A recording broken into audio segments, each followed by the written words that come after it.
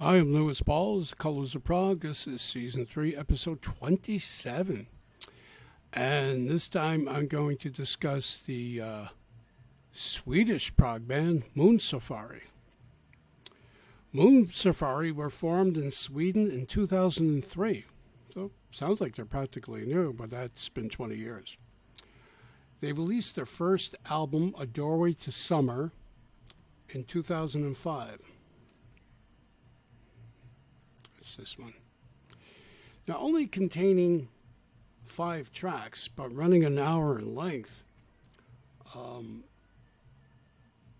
some of the songs are long at 12 minutes, 8 minutes, 7 minutes, 10 minutes, and an epic 25 minutes. They're a very different sounding band, and so a word about their sound. It's unique and progressive rock. Unique in any kind of music in general. It's epic, grand, and smooth with incredible vocals and harmonies in English. Add to that a slight touch of jazz in the mix, and one can alternately hear either the musical images of mid-period Beach Boys, because the harmonies sound like they're sung in fifths, or jazz band, like vocal jazz band, the Manhattan Transfer. They're still alive and kicking.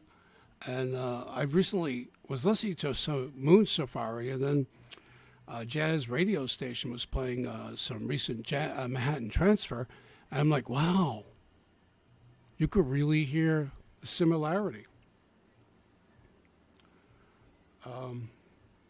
Back to Moon Safari. The writing and the performance of the songs echo Brian Wilson's own penchant for mourning, M-O-U-R-N-I-N-G, love lost and found. All the while, there's a gloss to the music to possibly detract from how much of a downer most of their Beach Boys post radio songs were. So there's a similarity in that. For the Beach Boys, if anything, Surf's Up echoed a real maturity in that band's sound. Moon Safari are not the Beach Boys by comparison, but if you had to do a sounds like when pressed, maybe. The band on the first album, A Doorway to Summer, was Petter Sandstrom on vocals and acoustic guitars, Anton Johansson on guitars and vocals, Simon Ekkerson on vocals and keyboards,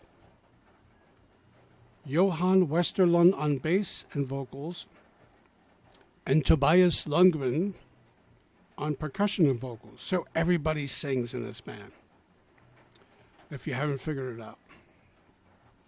Thomas Bodin, the co-producer, adds Moog and Mellotron to the songs. And that was the first album. Blomljud, spelled B-L-O-M-L-J-U-D,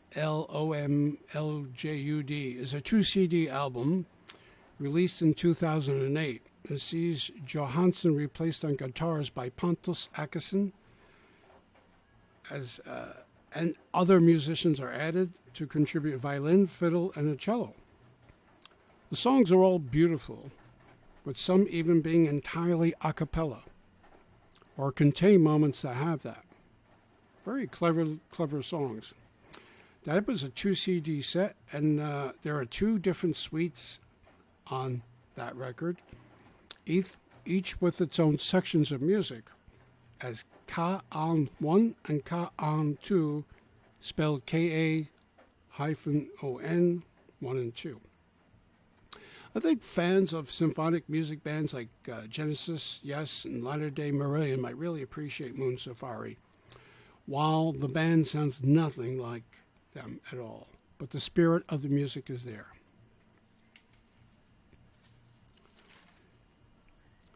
By the time of Lover's End, released in 2010, another Åkesson joins on keyboards and vocals, Sebastian. Adding additional keyboards and another singer really makes them sound closer to a Prog, Crosby, Stills, and Nash. Guys, I love you. But the harmonies are just incredible, and they just mature with each album. And I found Lover's End, while listening to it again and again recently, to be akin to a West Coast pop rock sound from the early 70s, which is not a bad thing. It's unique and different. Different from Blummeljud, which I hope I'm pronouncing correctly. It's Swedish. So there's that. Very, very unique band. So far, there's not a killer. So far, there's not a killer album in these three. The Gettysburg Address is a live 2 CD set recorded in America at Rossfest in 2011 in Pennsylvania. This material is from their second and third album and presents it live to a very appreciative audience. Well recorded and sounding terrific, both audio-wise and in terms of musical performance. I highly recommend this one. It's called the Gettysburg Address 2 CD set, live at Rossfest. Nice cherry-picked songs. You won't find a lot, but the songs are long. Next, we have a very interesting one. Himmelbacken, Volume 1, released in 2013.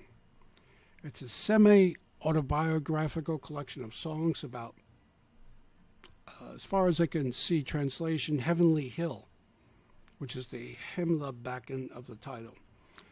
There are quite a few journeys into other areas as well, more centered, and the production is great. They even enter Queen-like territory with Mega Moon and those guitars and keyboards. Lots of them remind me what's so progressive about them. This is probably their most progressive sounding work. For the first time, I'm also hearing similarities to bands like Kansas and Styx, and hey, they contributed some great music over the years, so why not? I don't think it was on the part of the band Moose Safari to, hey, let's sound like this. Maybe the Queen influence, possibly, but it's just you know, it's not like influenced by or what it could be. But if you're pressed, can you describe this to me? Yeah, it sounds like this. It sounds like that. I mean, they're original. They're their own thing. But if you want to turn somebody onto something and they haven't heard it before, that's a good way to say, yes, if you like Kansas, Styx, Queen, the Beach Boys, Crosby, Stills, and Nash. I mean, it's like, what? I have to track this down. And it's a very beautiful sound. Maybe even Neil Morse fans and Spocksbeard fans might enjoy this. Maybe fans of Flower Kings. There's a lot of stuff going on in here, musically. Live in Mexico is another live album, recorded and released in 2014. Comes from a performance at the Baja Prog Festival in Mexico. Little from the first two albums, but Lover's End and Himmelbacken are well represented. The singing sounds amazing. The band sounds great. Live, they are pretty spectacular. I can vouch for that because I've seen them live. And that's another thing. Moon Safari, I've met a lot of people, artists, progressive rock bands over the years, many years. And I've met these guys several times. I've seen them play live several times. They do this live, which you hear on the CDs and albums, and they are so nice and friendly and warm. That's a plus. So anyway, Moon Safari, Swedish band, very unique band, a very different band. I really love their debut, and Blummeljud and Lover's End. The Gettysburg Address is a nice place, a nice starting point. And of course, they're all good. Actually, coming out very soon is Himmelbacken Volume 2. They just finished recording it, and it will be released in coming weeks, I believe. For the U.S., they have a Facebook page, Moon Safari. So you could probably follow them there. They actually just mentioned who's going to be carrying their music here in the U.S. I believe it's Symphonic out of Utah, but there might be other people, places. A lot of their music, admittedly, was hard to find, but it does turn up from time to time. Download places, like Bandcamp. I forgot whether they had a Bandcamp page. They may, but I mean, you could just find stuff. Great band, Moon Safari. I cannot say enough good things about the music. I really recommend them. So if you're not familiar with them, give them a shot. Really good stuff. That's it for today.